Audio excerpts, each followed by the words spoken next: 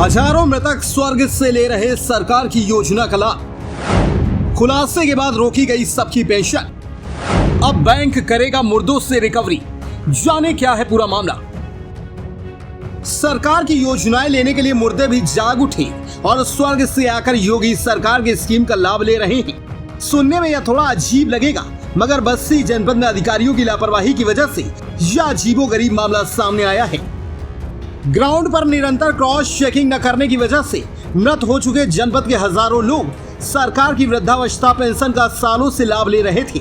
शक होने पर जब समाज कल्याण विभाग के अधिकारी ने इसकी जांच कराई तो यह चौंकाने वाले आंकड़े सामने आए, जिसमें मृत लोगों के खाते में भी सरकार की इस योजना का पैसा भेजा जा रहा था।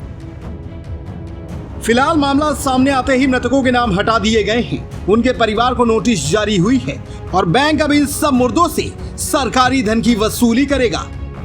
बस्ती जनपद में रूटीन जांच के बाद एक चौंकाने वाला खुलासा हुआ है, जहां धरातल पर अधिकारियों के सत्यापन के दौरान जिले के 2304 कल्याण पेंशनर मृत मिले, जिसमें से 2199 वृद्धावस्था पेंशन का लाभ ले रहे थे और 105 दिव्यांग पेंशनर थे।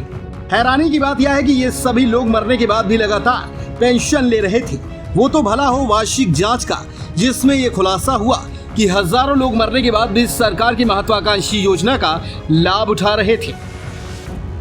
खुलासा होने के बाद इन सभी लोगों के बैंकों ने इनकी पेंशन को रोक लिया है और खाते में पड़ी पेंशन की शेष धनराशि को बैंक लौटा रहे हैं। अभी तक बैंकों ने 1.65 लाख रुपए की पेंशन मृतकों के खाते से वापस लौटा ली है।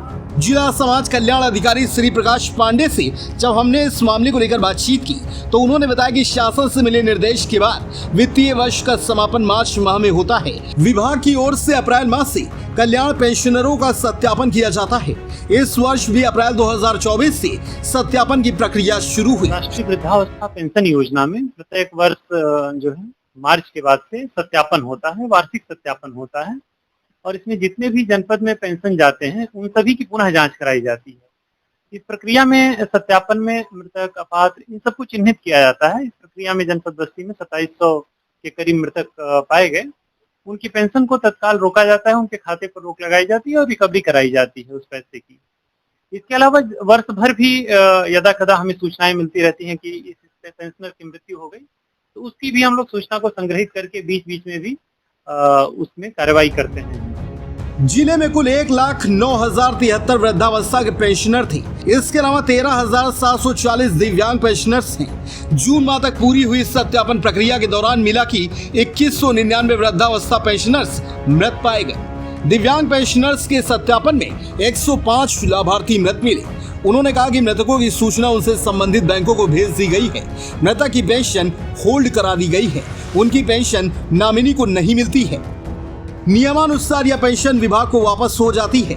बैंक की तरफ से बैंकर चेक बनाकर विभाग को धनराशि वापस मिलती है। इस धनराशि को ट्रेजरी के माध्यम से विभाग को वापस लौटा दिया जाता है। अभी तक वर्तमान वित्तीय वर्ष में मृतकों की 1.65 लाख रुपए पेंशन वापस आ गई है, जिसको ट्रेजरी चालान के माध्यम से सरकार को वापस कर दिया गया है। इसी प्रकार दिव्यांग विभाग की भी पेंशन वापस आ रही है। अब मृतकों के सापेक्ष नए सिरे से चिन्हित वृद्धों की पेंशन स्वीकृत ग्राम पंचायतों के माध्यम से की जा रही है। नहीं, ऐसा नहीं होता है। जो मृतक मृत्यु हो जाती है उसके बाद से उस खाते को निष्क्रिय किया जाता है। बैंक आमतौर पर खुद ही निष्क्रिय कर देता है। फिर भी हम लोगों को जैसे ही जानकारी होती है हम लोग बैंक को पत्र लिखते हैं और बैंक उस खाते पर रोक लगाता है। उसकी स्टेटमेंट मंगाई जाती है और उसके हिसाब से जितना पैसा सरकारी होता है उसको वापस मंगा के सरकार की विभागीय लेखा।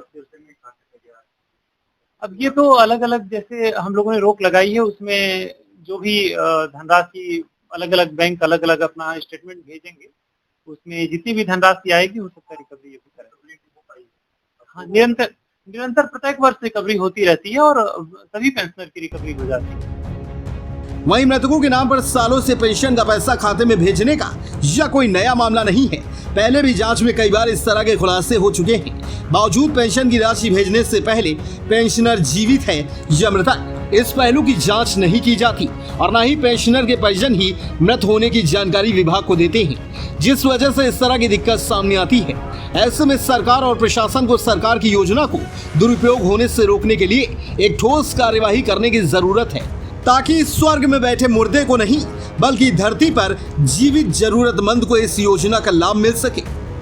बस्ती से डीएनएम के लिए अमित श्रीवास्तव की रिपोर्ट।